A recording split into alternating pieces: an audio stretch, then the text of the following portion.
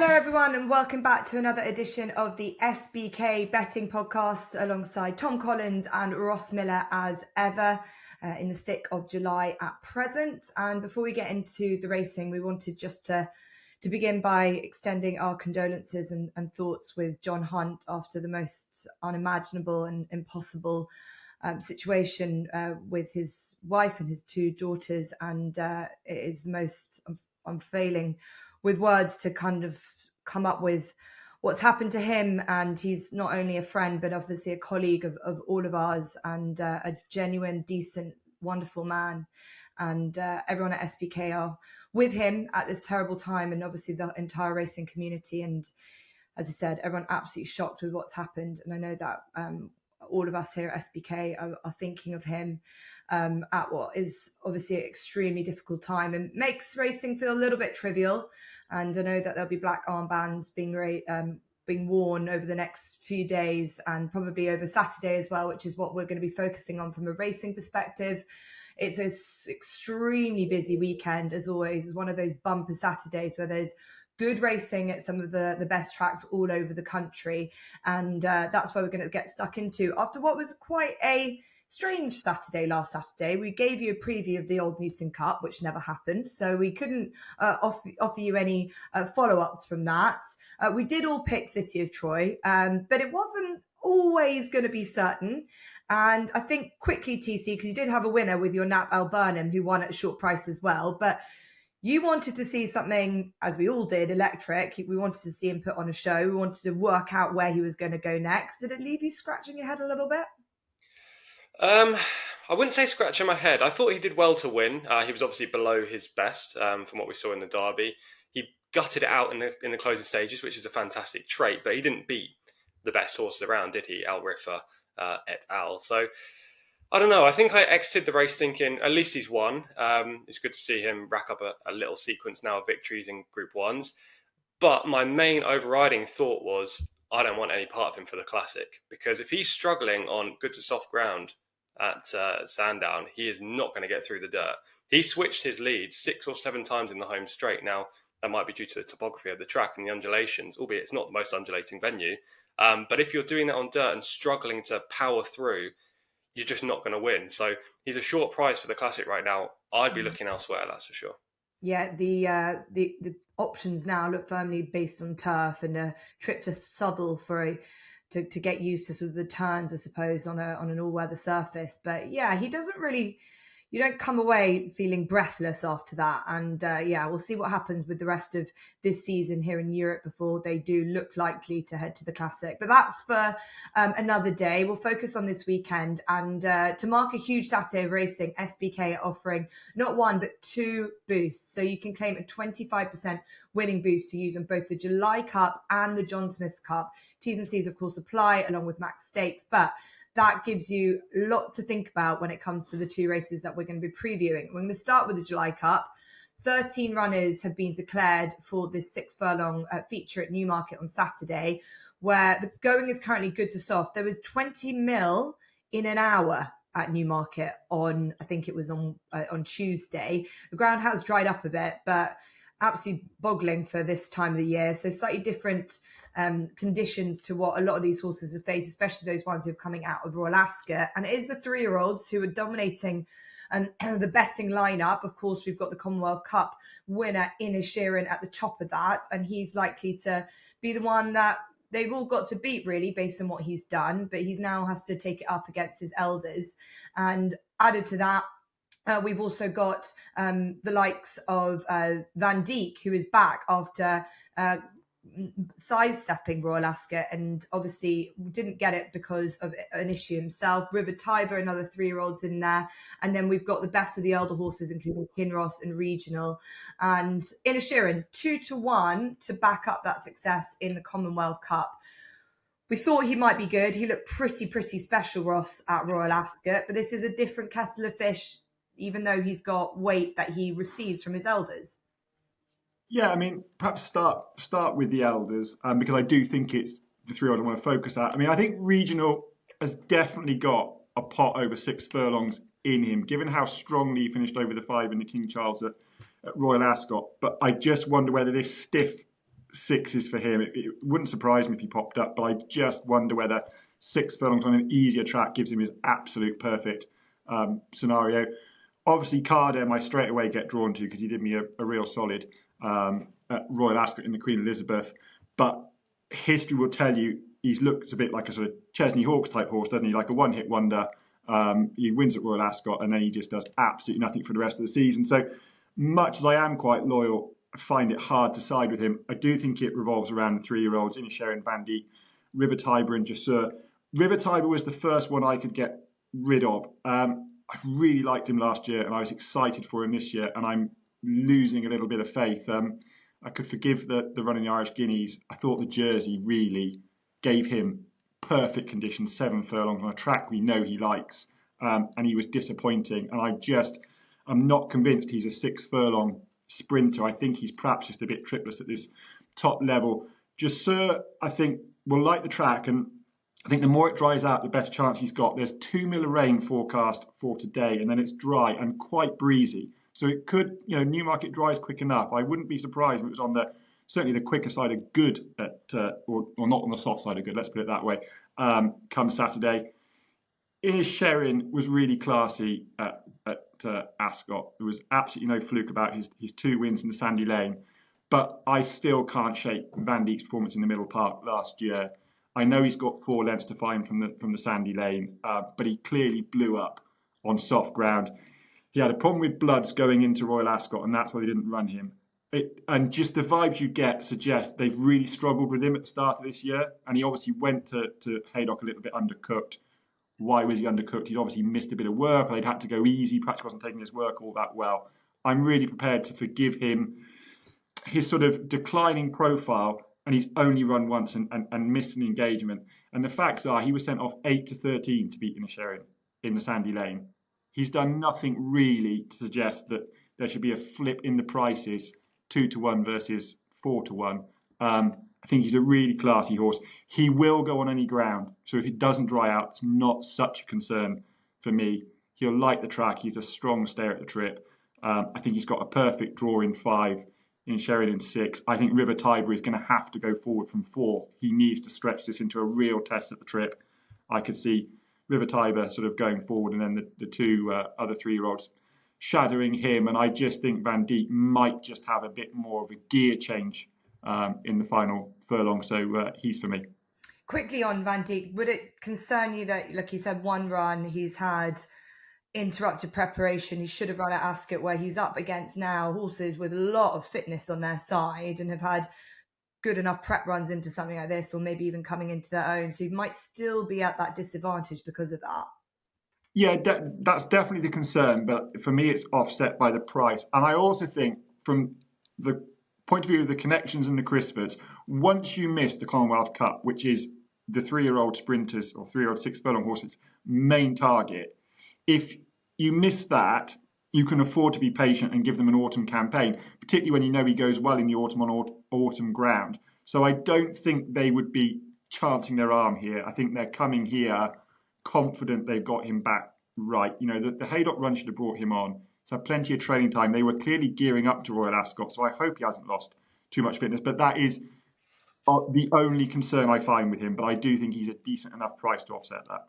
I think we discussed the form of the Crisford Yard at some point on this podcast throughout the last month or so. There are only 3 winners in all of June, but they've started July a little better. They've had 2 winners so far this month, but it's not as strong as their former seasons have been. So by their standards, they're really just sort of not kind of pushing through. So we'll see if Van Dijk can kind of change those fortunes. Tom, it looks like a good renewal of this. We saw Shaquille backing up from the Commonwealth to take this race last year in sort of unorthodox fashion in a way. Do you think there's a horse like that, obviously in the shape of Inisherin, or do you think there's something, or do you think something can close the gap with him? Yeah, there potentially is. Inisherin's done nothing wrong in his last 2 victories. He's been pretty impressive actually on both occasions, especially in the Sandy Lane. It's just I feel like 2-1's relatively short. It kind of feels like the traders have gone, okay, we know that you've watched Inisherin go and beat Van Dijk. We know that you've watched Inisherin win at Royal Ascot. So now we're going to price him short and take no risks. And to me, there's just no value in that current price. He may well go and win, but if you added up all of the 2-1 favourites you get over the course of the month, he wouldn't be towards the top of the best value bets. And for that matter, I'm going to have to avoid him and look elsewhere. 3-year-olds in general, I agree with Ross. They should dominate this race, and they've got a very good record actually in the July Cup over the last few years. 14 wins since 1988, and 5 of the last 9 editions have gone the way of a 3-year-old. So I would definitely be looking the way of the classic generation. Can't really add much more to Van Dijk and River Tiber than what Ross has already said. However, I do disagree slightly. I think River Tiber is a 6-furlong horse. I really liked him for the Commonwealth Cup, if you remember when we were talking about our Royal Ascot preview pod. Unfortunately, he wasn't declared for that, went to the Jersey. I still really liked him for the Jersey, and as Ross said, he disappointed, and I just find it hard to have maximum faith in him now. Van Dijk needs to prove that he can still do it, not from a talent perspective, but just from a physical perspective, considering his ailments, and he's only had 1 run so far this season. So I kind of just want to look for a price. I feel like this is a race where you can take an each-way shot or a small win shot at a horse at double-figure odds, and Jasor is the one for me. In the Commonwealth Cup, in my opinion, he's shaped as well as Inisherin, despite finishing 2 places behind. And that's because in the opening 2 to 3 furlongs of the race, he was reefing and tugging Jim Crowley's arms out. He was stuck between horses. He wanted to go forward, and Jim was like this. He was really trying to pull him back. The horse's head was super high, and he wasted way too much energy. The fact that he still managed to get into the race suggests how much talent this horse has. And considering he's already won on good to soft, albeit he probably wants it a little bit quicker, that's a tick in his box. He's got course form. I don't really see where the negative is with Jasor. And at 12-1 or 10-1 with SBK currently, I think he's the best bet in the race. Yeah, he's definitely one of those horses that could close the gap, as I was sort of suggesting. He looks like he's benefited from that winter break as well, because, you know, he was trailing Van Dijk by some wide margins on his last couple of runs as a 2-year-old, but came back better at 3, and Clive Cox is having a really good run of things. So just saw for TC to go with Van Dijk for Ross. I'm going to stay in Inisherin's camp. I was very taken by him at Haydock, but I became a believer after Ascot. I thought he won. He was one of the most impressive winners of the week.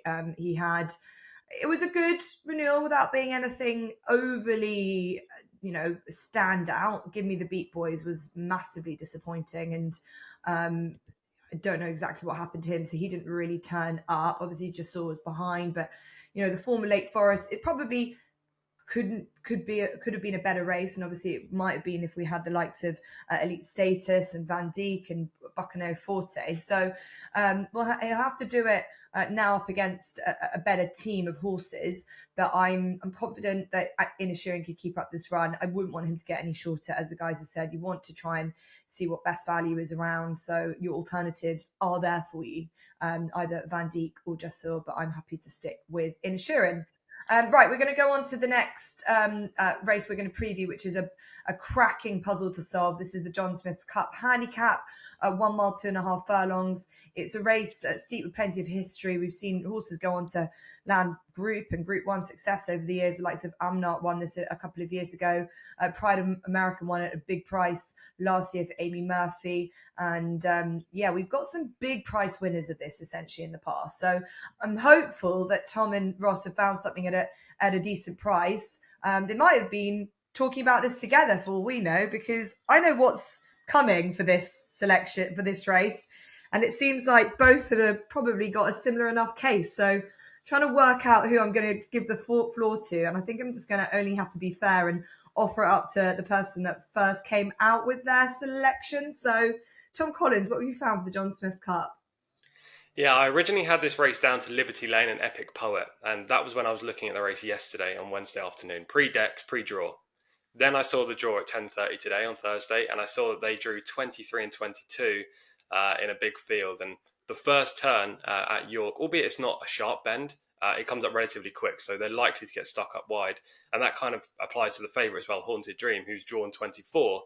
So I wanted to look elsewhere. That's not to say that horses drawn high can't win again. Farage won this race in 2014 from stall 22. So it is possible, but it's just unlikely. And at short prices, I thought, let's look further down the race card, try to find a horse at a bigger price with course form that's drawn better.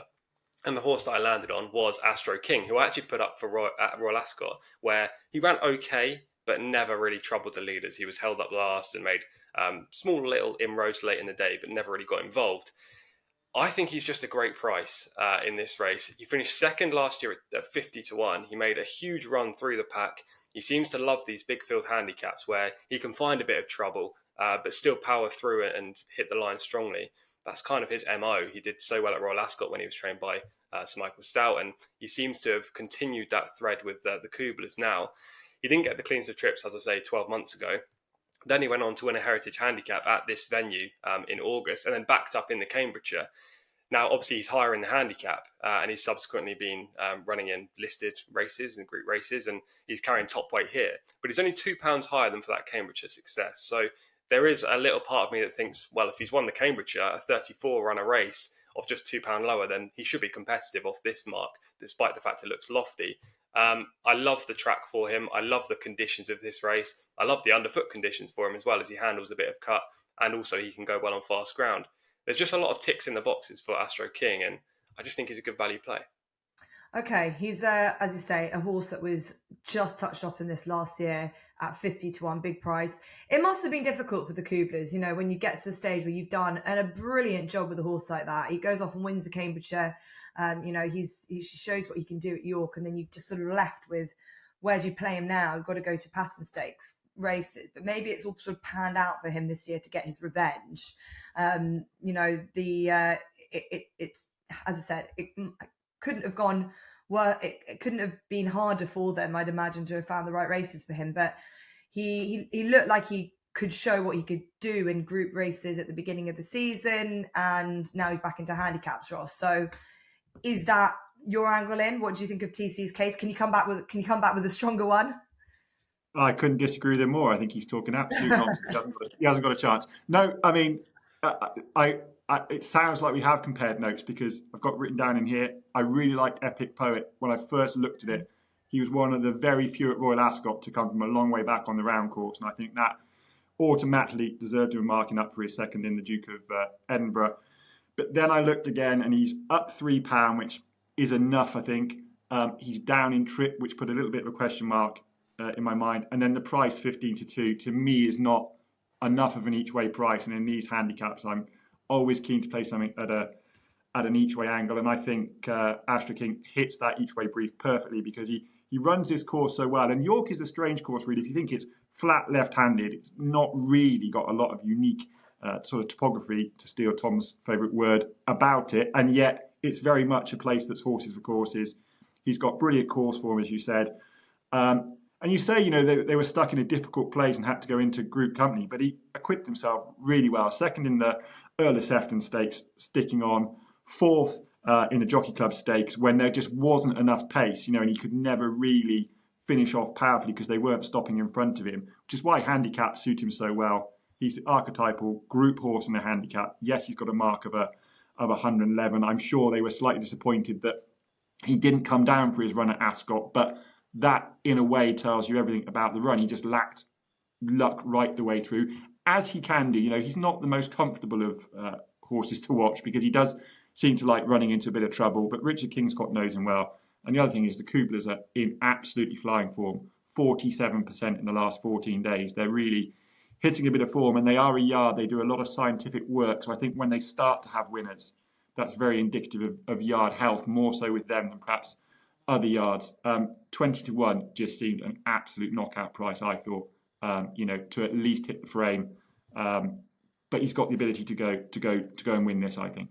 Yeah, 20-1 now, after the SBK podcast listeners have heard that both Ross and TC keen on the same horse, the John Smith Cup. That might go. So get it as you while you can for Astro King. You can't knock the horse. And as you say, what Dan and Claire Kubler have done with him, and back for a bit of revenge on a track that he has had success at in the past. So you've heard the case, and you've heard also the case against one horse. Well, a reason why there might be a belief that Epic Poet shouldn't be given his chance. But look, I'm going to side with him. I know his draw is bad. He's in 22. It's not ideal at all. But I just was so taken with that run at Ascot, and I do think it was I think it will turn out to be a pretty decent race. I think that Crystal Black that at 1 in the end is is a horse really going places, and I think they'll be aiming very high. The likes of the Ebor, and potentially even Melbourne Cup has been touted as well. I like the way that Danny Tudhope rode that horse that day, held up in rear. I think he'll just do his best from the draw. This horse looks like the kind of type that wants to be sort of produce late anyway, so I think he'll just sort of have to try and keep him in and get him plenty of cover. He is a lot shorter price than he was, but look, he's got a lot of very good back form. He's a horse that back in the day was with Jean-Claude Rouget and was contesting in listed group races, went to Freddie and Martin Lee, didn't run a huge amount, and now is sort of reaping the rewards of a bit of patience. So I'm keen to give him a chance, despite, as I said, the draw being a bit against him, and also he's coming back in trip. So we'll see how that works out. But for me, I'm happy to give Epic Poet a go. And as I said, for TC and Ross, they are siding with Astro King. So that is the feature race at York on Saturday. As I said, we've still got plenty more to come from Newmarket, Ascot, we've got Salisbury in the evening. There's a lot going on Saturday. We've also got Chester as well, in amongst others. So we'll head for Napa next best. TC, you're on the mark with your Nap selection. So what do you have this weekend? Yeah, there's loads of racing to choose from, isn't there? I found it very tough to nail my colours to the mast of just one horse for my nap. I had 4 on my shortlist, and they all have, in my opinion, similar claims, so it was difficult. But I ended up siding with Coudoir, who's around 2-1 with SBK for the Summer Mile at Ascot, the 220 on Saturday. This year's edition of the race just has come up very light in terms of talent. There isn't much quality in the field, in my opinion, and it's just open there for a horse who's an up-and-comer, an improver, potentially a future star, to go and win that and go and win it decisively. And Coudoir kind of fits that bill. He was very raw and inexperienced last year. He made a winning debut at Salisbury, which, Salisbury maidens are pretty strong, but they're not the best in the country. Yet the third place finish at Greek Order has subsequently gone on and boosted that form, albeit now he's subsequently switched to the US and disappointed. So I think that was a very fair debut run, and he beat horses that had quite a lot of talent. Then he went to Newmarket, hated the track, carried his head really high, still won the race, had the winter off, came back at Ascot in a listed event, and he was extremely impressive. Small field, which wouldn't have suited him. He raced furthest away from the standside rail, which was the place to be, yet he still managed to run down Docklands, who subsequently finished second in the Queen Anne at Royal Ascot, and Maljoom, who then finished third in the Queen Anne at Royal Ascot, a Group 1 race. That, to me, proves that Coudoir is very much capable of winning this Summer Mile, especially considering the lack of opposition. And I think 2-1 is very fair. Hopefully, he can continue his unbeaten streak in the 220. And then I'll be venturing over to Newmarket for my next best, and that's going to be Wonder Kid, who runs in the 0-90 handicap over 1 mile 4 furlongs, at 5:10 p.m. Again, this horse last year looked very raw and inexperienced. He didn't win his 2 races. He actually lost 3 on the bounce, but he shaped well on a couple of occasions. Then he came back this year after a gelding operation. First time up, I thought he was so impressive at Newbury. He hung right across the track, but still managed to win by 4+ lengths. And he did it in the style of a horse who still didn't know his job, yet he just quickened and powered away from the field. And that race actually contained quite a few well-handicapped types. So the fact he destroyed them suggests he was absolutely chucked in. Came back under a penalty just a few days later at this course at Newmarket on the dry course. And he romped clear, hitting the line powerfully, relishing that uphill finish. He's £8 higher this time, and there are a couple of other fuzzies in here, a couple of horses that could improve, and we don't know how good they are. I'm looking at maybe Lord of Love, and Ponaros is in here. He finished second in the London Gold Cup. However, I think Wonder Kid has by far the most upside, and hopefully he can make it 3 out of 3 this year. Okay, thanks for that, Tom. So you've got Coudoir, 220 Ascot, Wonder Kid, 5:10 at Newmarket to go with Jussel and Astro King this week. And Ross, what do you like ahead of a bumper action-packed weekend? So I'm sticking to Newmarket for both, Jess. The first in the 325, the Superlative Stakes. Charlie Appleby trained Ancient Truth. 2 from 2 this season.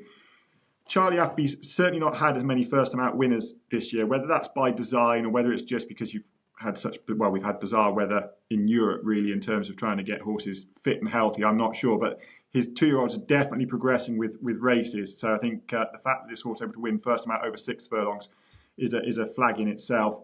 He was really impressive up to 7 furlongs last time on this track.